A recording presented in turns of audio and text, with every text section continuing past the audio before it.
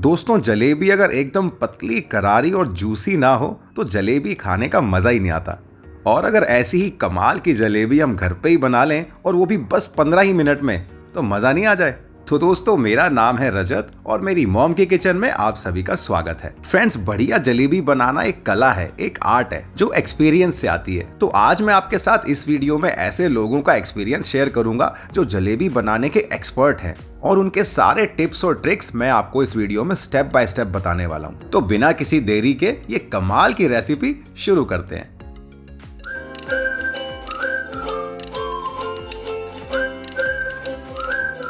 दोस्तों, जलेबी बनाने के पहले स्टेप में हम चाशनी बनाएंगे, और चाशनी अगर बढ़िया बन जाए तो समझिए आधा काम हो गया।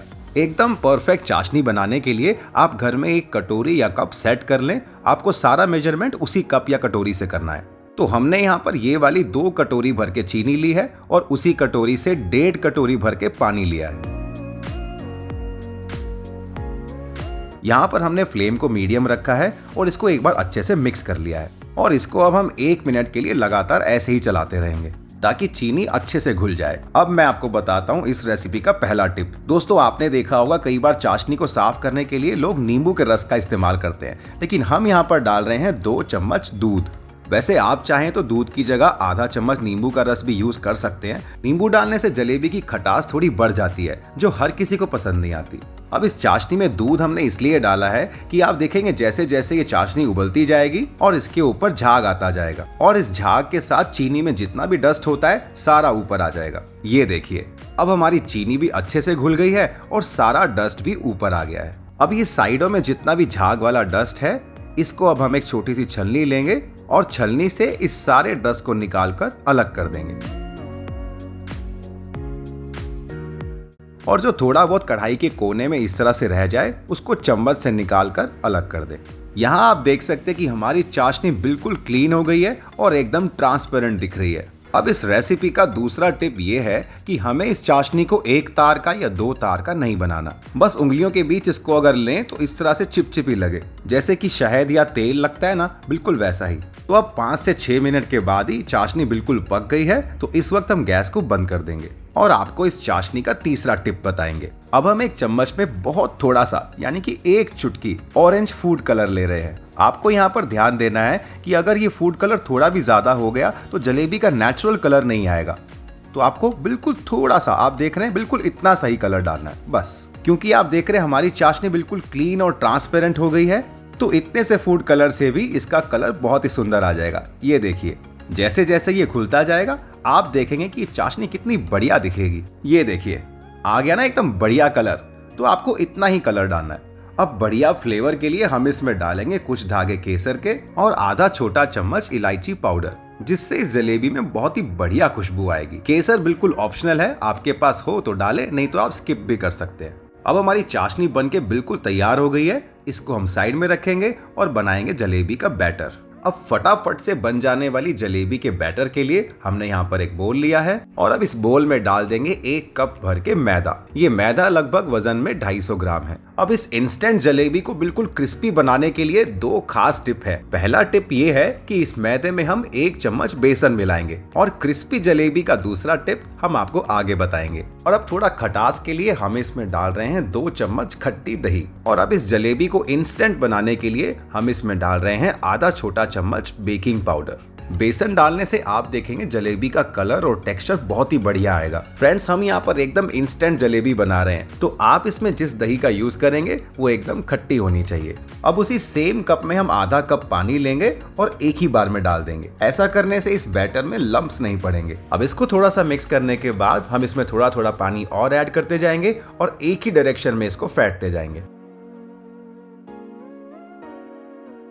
अभी भी ये बैटर थोड़ा गाढ़ा है, तो इसमें थोड़ा सा पानी और ऐड करेंगे और फिर से इसको उसी डायरेक्शन में फेंट लेंगे।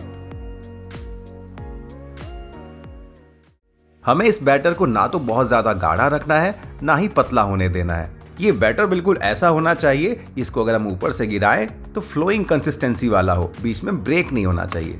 बिल्कुल इस तरह से हमें इस बैटर को बनाने में पूरा 1 कप पानी लगा है। ये देखिए, अच्छे से फेंटने के बाद हमारा ये बैटर कितना फ्लफी हो गया है। अब इस बैटर को हम बस 10 मिनट के लिए रेस्ट पर रख देंगे और फिर जलेबी बनाएंगे। अब जलेबी बनाने के लिए हमने मार्केट से ये रेडीमेड कपड़ा लिया है और इस कपड़े में आपको होल करने की भी जरूरत नहीं पड़ेगी क्योंकि इसमें ऑलरेडी होल बना होता है। जैसे कपड़े में हलवाई जलेबी बनाते हैं ना, बिल्कुल वैसा ही कपड़ा है और ये कपड़ा आपको मार्केट में बड़ी आसानी से मिल जाएगा। बस आपको यही बोलना है जलेबी बनाने वाला कपड़ा है भैया, और आपको ऐसा कपड़ा मिल जाएगा। अब इस कपड़े को हमने एक बोल के ऊपर इस तरह से बिछा दिया है और अब इसके सेंटर में ऐसी कड़छी से बैटर को भर लेंगे। इस पोटली में आप उतना ही बैटर डालें कि जितना पकड़ने में आपको आसानी हो। अब इस कपड़े को चारों कोनों से उठाएंगे और सेंटर में इकट्ठा कर लेंगे।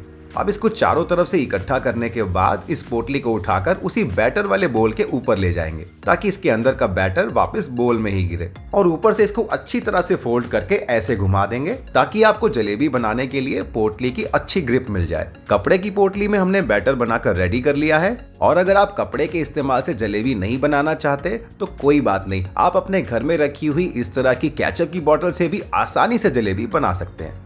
हमने यहाँ पर इस तरह की केचप की बोतल में भी बैटर को भर दिया है। अब हम आपको दोनों ही तरीके से जलेबी बनाकर दिखाएंगे। अब जलेबी बनाने का तीसरा स्टेप, यहाँ हमने जलेबी बनाने के लिए इस तरह का फ्लैट पैन लिया है। आप जब भी जलेबी बनाएं तो इस तरह का फ्लैट पैन या फिर कोई फ्लैट कढ़ाई का यूज करें। जलेबी बनाने के लिए हमें इस पैन में बहुत ज्यादा ऑयल नहीं डालना, बस इतना ही ऑयल डालना है कि जब आप जलेबी को फ्राई करना शुरू करें तो वो तैर करके ऊपर आ जाए। आप देख रहे हैं जितना इस पैन में ऑयल है बस इतना ही डालें। अब जलेबी को एकदम कुरकुरा क्रिस्पी बनाने के लिए एक टिप तो हमने आपको पहले बताया, 1 चम्मच बेसन वाला, और दूसरा टिप ये है कि या तो आप जलेबी को पूरा देसी घी में ही बनाएं, और अगर आप रिफाइंड ऑयल का यूज कर रहे हैं तो इस तरह से 2 चम्मच भर के देसी घी भी डाल दें, जिससे आपकी ये जलेबी बिल्कुल क्रिस्पी बनेगी। अब ये ऑयल अच्छे से हीट अप हो गया है तो अब जलेबी बनाना शुरू करते हैं। अब पोटली के प्रेशर को एक साथ रखते हुए इसी तरह से गोल गोल घुमाते हुए एक ही लाइन में 2 से 3 जलेबियां बना लें। अब यहाँ साइड में भी जगह है तो इसी तरीके से 3 जलेबी हम यहाँ पर भी बना लेंगे। आप देख रहे हैं जैसे ही हमने इसमें जलेबी डालना शुरू किया है वो फूल कर तैरती हुई ऊपर आ गई है। इसका मतलब ये है कि हमारा ये तेल अच्छे से गर्म है। अब जैसे ही जलेबी फूलने के बाद तैर के ऊपर आ जाए तो हम फ्लेम को लो टू मीडियम कर देंगे ताकि ये बहुत बढ़िया से सिक जाए और क्रिस्पी बने। आपको इस बात का खास ध्यान देना है कि जब भी आप जलेबी बनाना शुरू करें तो हमारा ये तेल तेज गर्म होना चाहिए, और जैसे ही जलेबी तैर के ऊपर आ जाए तो गैस को लो कर दें। और अगर आप ठंडे घी में ही जलेबी डाल देंगे तो आप देखेंगे कि जलेबी फूलेगी नहीं बल्कि पिचकी पिचकी बनेगी। अब हमारी ये जलेबी नीचे की साइड से सिक गई है तो इसको पलट के दूसरी साइड से भी सेक लेंगे। अब दूसरी साइड से भी इसको गोल्डन ब्राउन होने तक सेकेंगे। जलेबी को फ्राई करने के प्रोसेस में बस 2 ही मिनट लगेंगे। अब हमारी ये जलेबियां दोनों साइड से गोल्डन ब्राउन हो गई हैं तो ये गर्मा गर्म जलेबियां अब जाएंगी चाशनी के अंदर।